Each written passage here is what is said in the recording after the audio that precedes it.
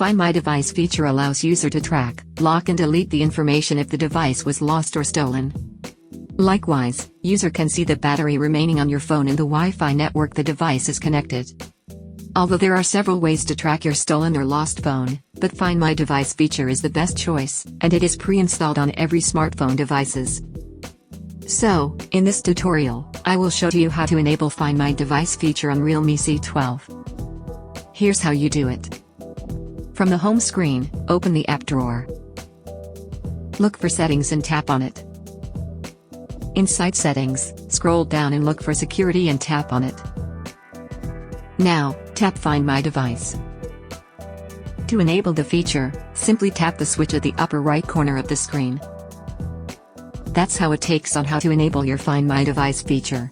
Please subscribe to our channel and don't forget to hit the notification bell for more videos. Thanks for watching.